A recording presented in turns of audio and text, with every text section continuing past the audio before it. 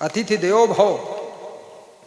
एक समय वो था, उनकी दीवार पर बड़ा बड़ा लिखा हुआ था अतिथि देवो भव। तो मैं सोचा ये क्या लिखा है, मोटा मोटा पेंटर से लिखा है था अतिथि देवो। तो हमने कहा विनय वर्मा, हमने तो बहुत, जिला पंचायत सदस्य हो तुम, तुम्हारी माँ प्रधान रही है, ये इतना मोटा लिखा है। बोले यहाँ अतिथि का सत्कार होता गुरु जी, अतिथि देवो भव। तो हमने कहा अच्छा, अपने दीवार पर लिखिए मातृ देवो भव, पितृ देवो भव, अतिथि देवो भव, आचार्य देवो भव, परस्पर देवो भव। ये श्वेता श्वेतोत्तर उपनिषद का मंत्र है, अतिथि देवो भव। अब तो लोगों के गेट पर बोर्ड में लिखा रहता है कि खतरनाक कुत्तों से सावधान, अतिथि का स्वागत कुत्ते से है, आइए तुम्हारी टांग में काट ले। एक मित्र अपने मित्र के घर गया तो कुत्ता जोर से भौंका और दौड़ा। तो जो मित्र गया था वो घबरा गया, गेट के बाहर हो गया। तो मित्र बैठा था, घर मालिक जो था, उसने कहा आओ आओ डरो मत। अरे बोले कुत्ता भौंक रहा है, मेरी ओर दौड़ रहा है, काट लेगा तो? बोले अभी कल ही तो इसको खरीद कर लाया हूं, आजमाना चाहता हूं काटेगा कि नहीं काटेगा, अंदर आओ तो। हमारे जीवन का लक्ष्य सेवा होना चाहिए। सेवा धर्म कठिन जग जाना, अपनी सुख सुविधा का भी दूसरों के लिए दान। तुम आराम करने जा रहे हो, लेकिन दूसरों की आराम के लिए थोड़ा 10 मिनट बाद आराम कर लेना, उनको भी आराम करा दो। कोई मेहमान आ जाए उसका स्वागत कर दो, चिड़चिड़ा स्वभाव मत बनाओ। मेहमान आ गया, नाक में भिन भिन भिन भिन बोल रहे हैं, फिर आएगी देखो, ये कितने आएंगे, देखते ही नहीं कब आ रहे हैं, कोई होटल खुला है यहाँ गया। अरे किसी के यहाँ किसी को आने का टाइम ही नहीं है, कोई आ गया है, ये हो सकता है तुम्हारा एक चाय पीकर चला जाएगा और उसकी सेवा से तुम्हारा रुका हुआ भाग्य भी स्टार्ट हो जाएगा। सेवा करो, कुत्ता से कटवा देंगे, यही अतिथि देवो भव। जितना लोग कुत्ते की सेवा करते हैं, अपने माँ बाप की सेवा में रुचि नहीं। कुत्ते को कंधे पे लादे रहते हैं, गोद में लिए रहते हैं, और उतना तो अपने बच्चे की भी सेवा लोग नहीं करते। कुत्ते से पता नहीं किस जन्म का इनका रिश्ता है, और कुत्ता इनसे तंग हो गया, रस्सी में बंधे बंधे तंग हो गया है। कुत्ता हमेशा जब भौंकता है तो जिस मालिक के यहाँ बंधा उसे गाली देता है कि नालायक कहीं का, मुझे छोड़ता क्यों नहीं। वो समझते हैं कुत्ता घर बचा रहा है, घर नहीं बचा रहा, तुमको गाली दे रहा है कि उसको बांध के रखे हो।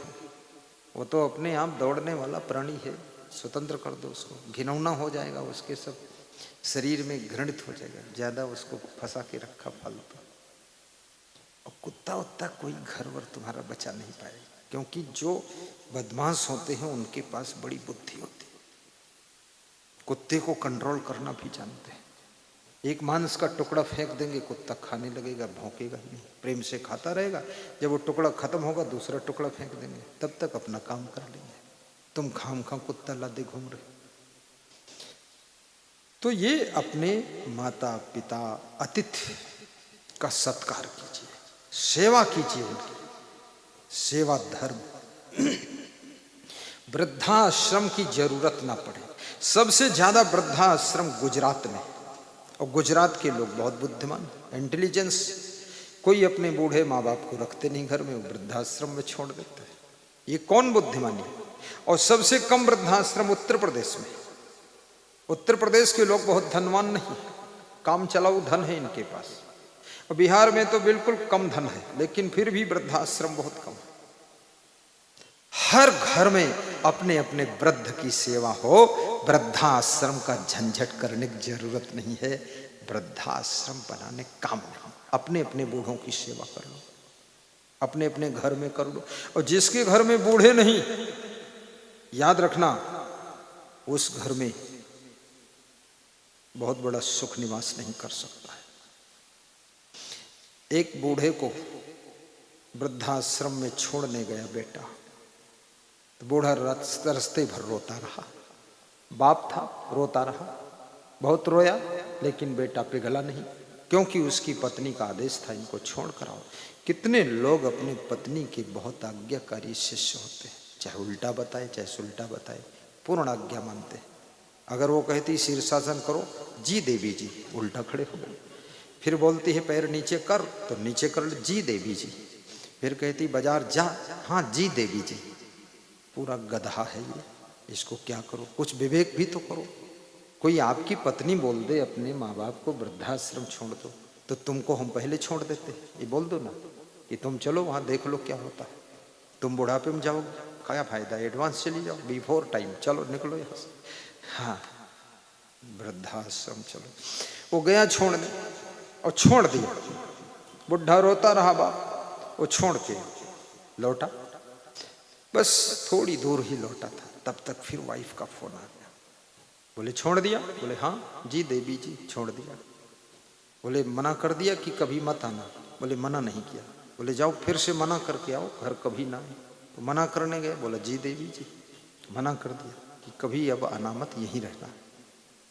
तो जब मना करने गया तब तक घटनाक्रम चेंज हो चुका था, सीन बदल चुकी थी। वहां मैनेजर, वृद्धाश्रम का मैनेजर और वो बूढ़ा बाप दोनों कुर्सी डालकर आमने सामने हंस हंस कर बातें कर रहे थे, मुस्कुरा रहे थे। बेटे को आश्चर्य हुआ कि अभी ये पिताजी रोते रोते वृद्धाश्रम आए और रो रहे थे, और मैं दोबारा इनको बताने आया तो ये मैनेजर के साथ बात कर रहे हंस हंस के। मामला क्या हुआ, इतना सीन कैसे चेंज हुआ? तो पूछा मैनेजर साहब क्या बात कर रहे मेरे बाप से, इतना मीठी मीठी, बाप हंस रहा है, ये तो रो रहा था। बोले बात ये कर रहा हूँ तेरे बाप से कि आज के 25 वर्ष पहले तेरा बाप इस अनाथ वृद्धाश्रम में आया था, यही, और तुझे अनाथ समझ करके कोई 1.5 साल की उम्र में यहाँ छोड़ गया था।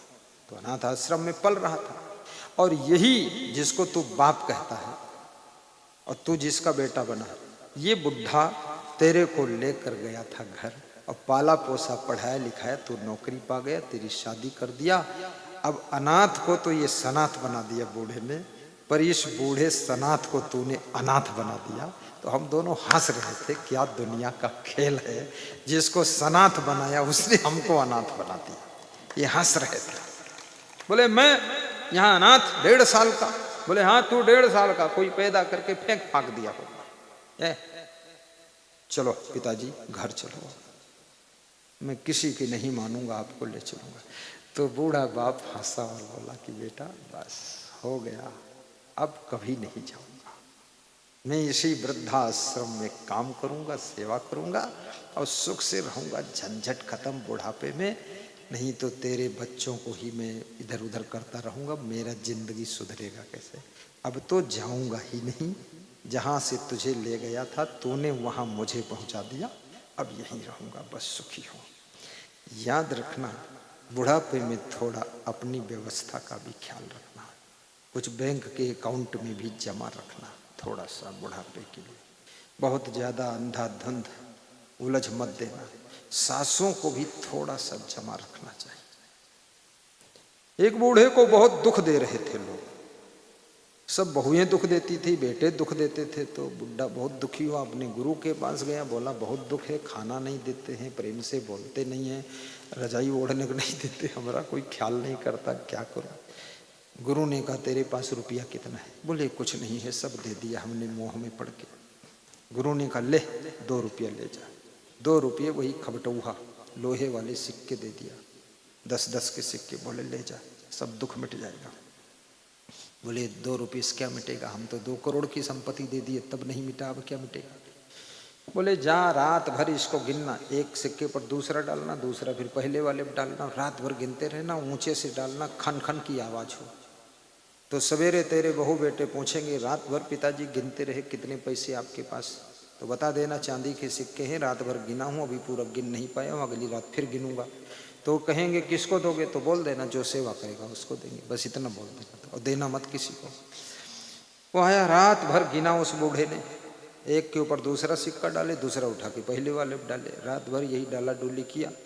सवेरे बहू बेटे सब आ गए, बोले अरे ससुर जी आपके पास कितने पैसे? रात भर गिनते रहे, खन खन की आवाज़ आती रही। बोले यही तो बहु करिश्मा है, बहुत चांदी के सिक्के मेरे पास हैं और मैं रात भर गिना हूँ, अभी गिनने को बाकी है। तो ससुर जी किसको दोगे, पिताजी किसको दोगे? बोले जो सेवा करेगा उसको दे दे। तीनों बहुएं और तीनों बेटे ऐसी सेवा में लग गए। शाम को बादाम भिगा के 4 बादाम सुबह देते थे, और चाय आ रही, काफ़ी आ रही, दिन भर पाँव में तेल मालिश चल रही है, बढ़िया गद्दे चादर चेंज हो रही, और बुढ़ा मुस्करा रहा है कि जय हो मेरे गुरु की, 2 रुपये का कमाल है, 2 करोड़ फेल हो गए, 2 रुपया विवेकानंद। खूब बुढ़ा माल छका, 10 साल जिया। वो बोलते थे सब बहू बेटे कब दोगे? बोले बस सब तुम्हारे तो है, मिल जाएगा। अचानक एक दिन बुढ़ा मर गया। घर के लोगों ने बुढ़े की लाश को एक साइड किया, कमरे में गद्दा ढूंढा, रजाई के अंदर ढूंढा, गद्दा रजाई फाड़ दिया, कुछ नहीं मिला। जमीन खोदा कमरे की, उसमें कुछ नहीं मिला। टाण पर देखा, कुछ नहीं मिला। बक्सा तोड़ा, कुछ नहीं मिला।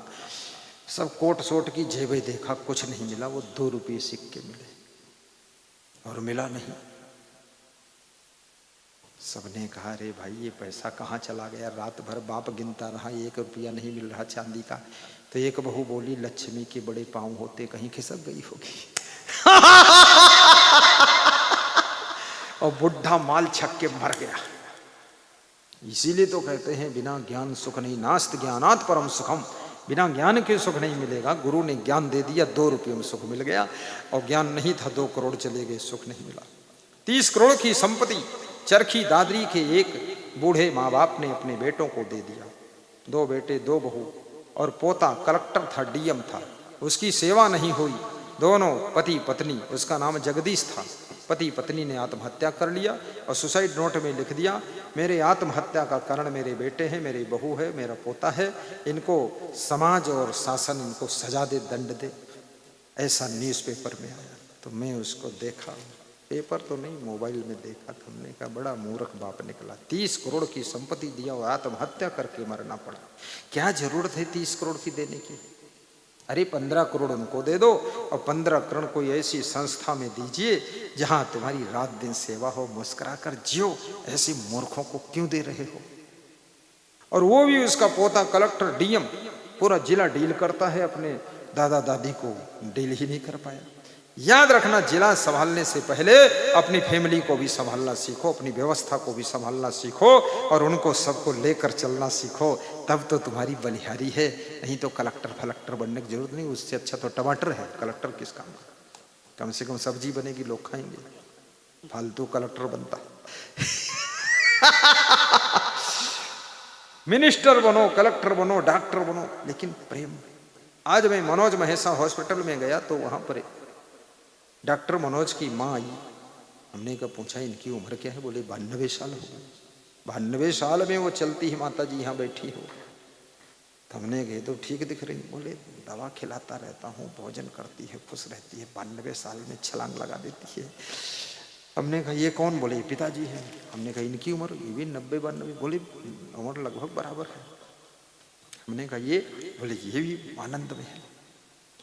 इतने मरीजों को संभालने वाला डॉक्टर, उनके हॉस्पिटल में करीब करीब 200-300 मरीज डेली आ जाता है, पूरा भरा पड़ा हॉस्पिटल है। आज तो उन्होंने बहुत मरीजों को छुट्टी दिया हमारे कारण।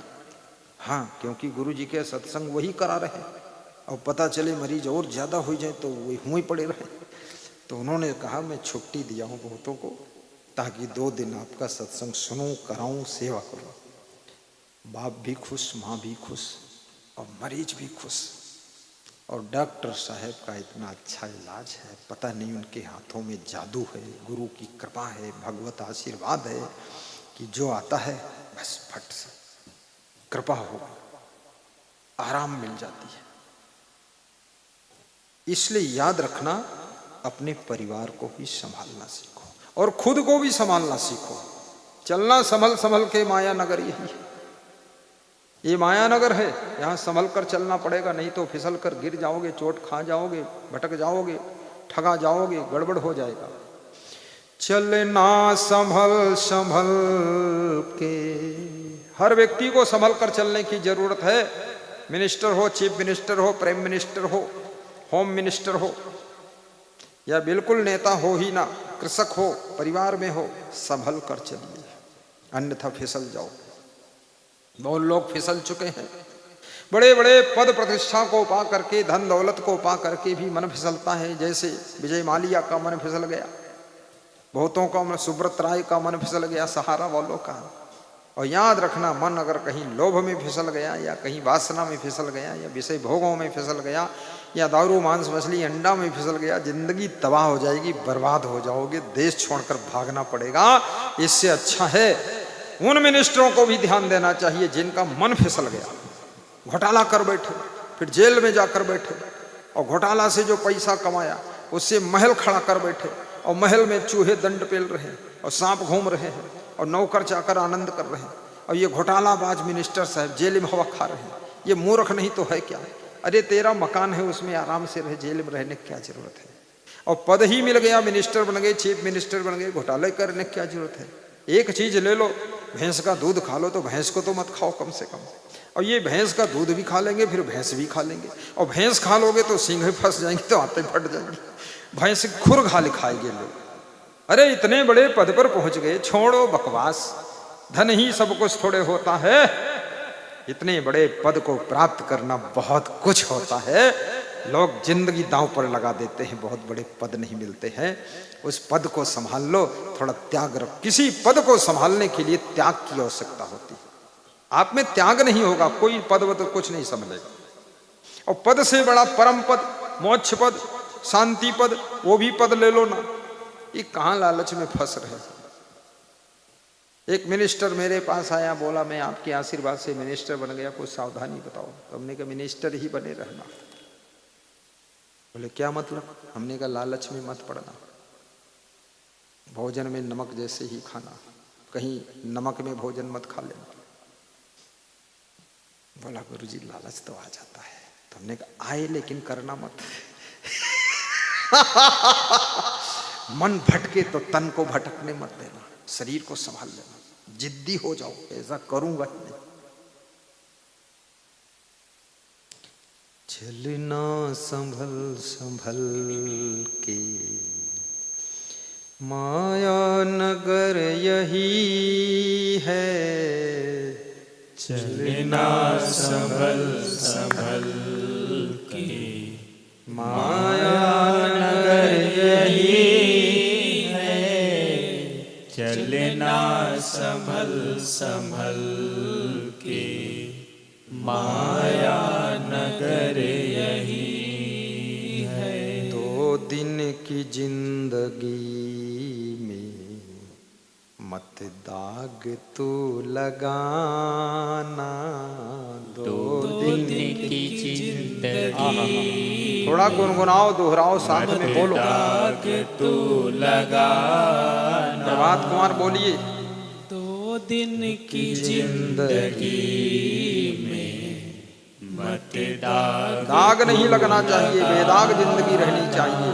ज्यों की त्यों चादर रखनी चाहिए, चादर में पूरा गंदगी लगा के नहीं रखना है। एक साधु भजन गा रहा था कि मैली चादर ओढ़ के तेरे द्वार कैसे आऊं, और मन ही मन शर्माऊं, और अब कहां जाऊं। तो मैंने कहा चादर धो के आ, मैली लेकर यहाँ क्यों आया, और मैल लगाया क्यों? और लगाना जानता तो धोना भी सीख। मैली चादर। कबीर साहब के बारे में देखो क्या है। झीनी झीनी रे बीनी चदरिया, राम नाम की बीनी चदरिया। दास कबीर जतन से ओढ़ी, जतन से ओढ़ो। दास कबीर जतन से ओढ़ी, और ज्यों की त्यों धरी दीनी चदरिया। झीनी झीनी, हाँ गा दो, तुम गाओ। ध्रुव चदरिया, झीनी झीनी झीनी झीनी रे बीनी चदरिया, राम नाम की बीनी चदरिया। ध्रुव ने ओढ़ी, प्रहलाद ने ओढ़ी, और कबीर ने ज्यों की त्यों धरी दीन्ही चदरिया। झीनी झीनी रे बीनी चदरिया। गृहस्थ आश्रम में रहो तो भी चादर में दाग न लगने पाए। निर्मल जीवन हो। निर्मल मन जन सो मोहि पावा, मोहि कपट छल वाह वाह, छिद्र न भावा। न्योता बढ़ रहा है। एक तो कबीर धाम मुस्तफाबाद लखीमपुर, यहाँ से जो 18-20 किलोमीटर पर है, वहाँ बहुत बड़ा जन्मोत्सव मेला होगा। गुरु का जन्मोत्सव मनाया जाएगा और मेरे गुरु का स्मृति उत्सव मनाया जाएगा। और मुख्यमंत्री योगी आदित्यनाथ वहाँ के मुख्य अतिथि बनेंगे। उनका आने का मन है, अपने से बोल रहे थे मैं आऊँगा। अब उन्हीं का नंबर ही है, क्योंकि राष्ट्रपति आ गए, राज्यपाल भी आ गए, और एक और कोई मोहन भागवत जी आ गए। अब इनका नंबर आ गया, और इसके बाद देखो किसका नंबर लगता है। तो ये है 25 से 27 अक्टूबर, पंचमी से सप्तमी कार्तिक शुक्ल पक्ष। अब हमेशा ये पंचमी से सप्तमी कार्तिक शुक्ल पक्ष को होगा, क्योंकि सप्तमी कार्तिक शुक्ल पक्ष 1966 में गुरु का जन्म हुआ था। तो उसी तिथि के अनुसार तारीख तो हर साल बदलेगी, लेकिन तिथि वही रहेगी। याद रखना, पंचमी से सप्तमी। पंचमी को पूज्य श्री गुरुमनदेव की स्मृति तिथि, और छठ को पूज्य श्री क्षमादेव की, और सप्तमी को दो महान पुरुष पंचमी छठ को गए तो तीसरा महान पुरुष आ गया सप्तमी को। दोनों की ताकत लेकर आया है। 2 से 5 कार्यक्रम होगा। पर्चा संभाल कर रखना, ऐसा नहीं है नमकीन लेके खाए फेंक दो कूड़ेदान, तो समझ लेना भाग्य भी बिगड़ेगा तुम्हारा। ये पर्चा नहीं, इसमें सब भगवत दर्शन है। भगवान हनुमान जी का भी फोटो इसमें। दूसरा पर्चा आपको द्वारिकापुरी का मिल रहा है। 26 से 28 दिसंबर को द्वारिकापुरी में विश्व कल्याण तीर्थ दर्शन सत्संग समिति के सदस्यों के द्वारा भंडारा तीर्थ में समागम रखा गया है।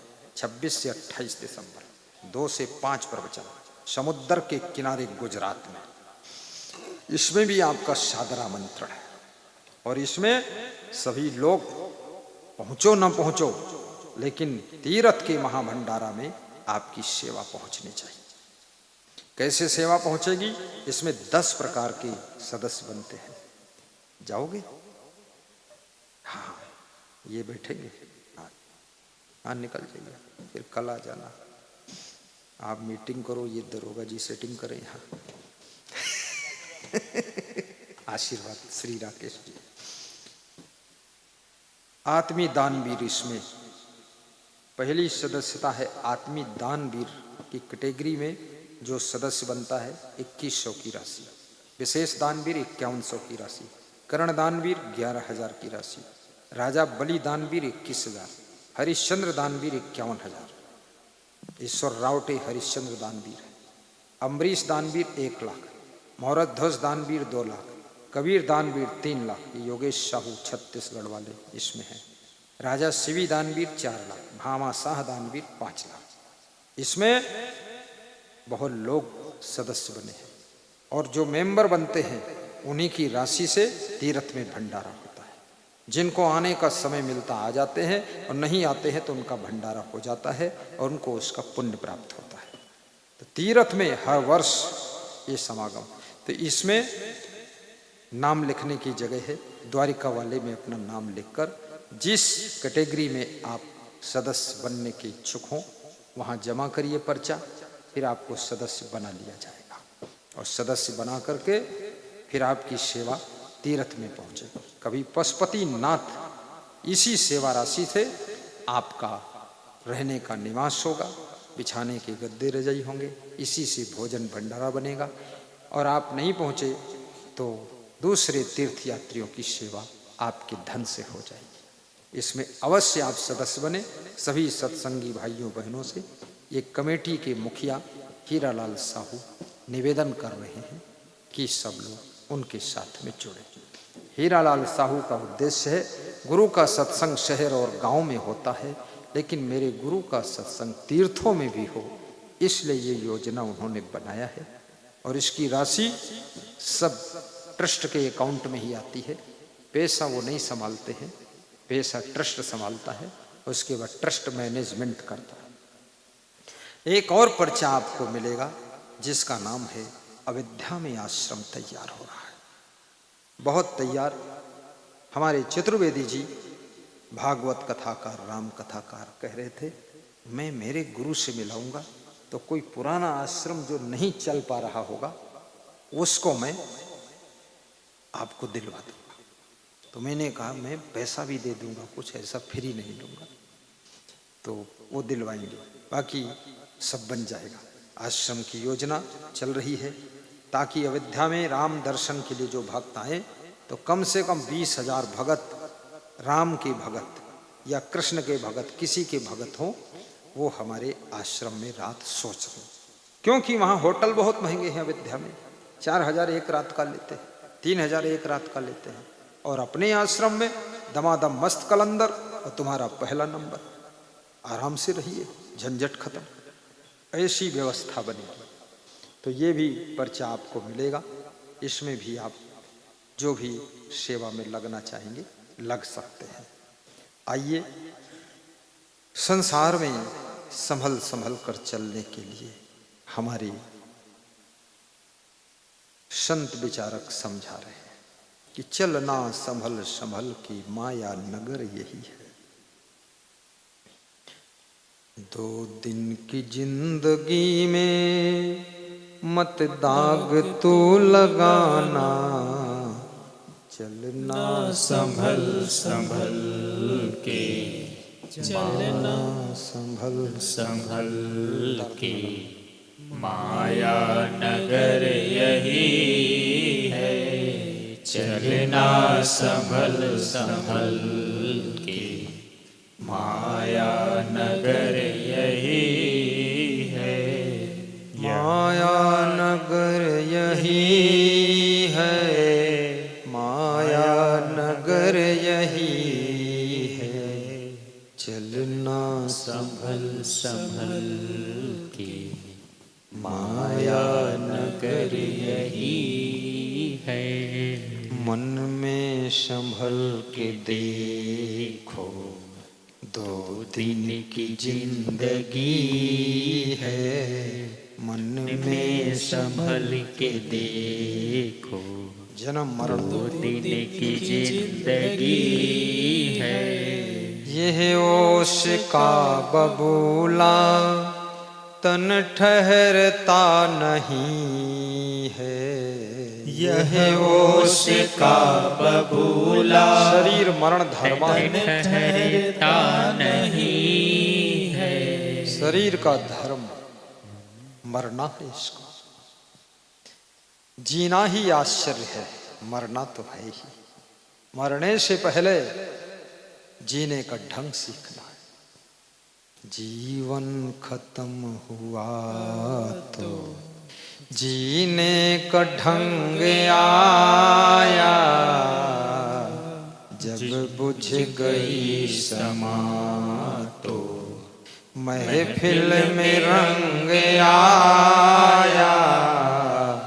जब बुझ गई समा तो महफिल में रंग आया।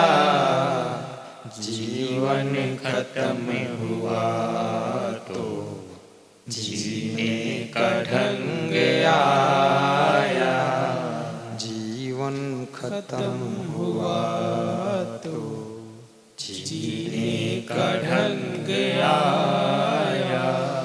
चलना संभल संभल के, माया नगर यही है।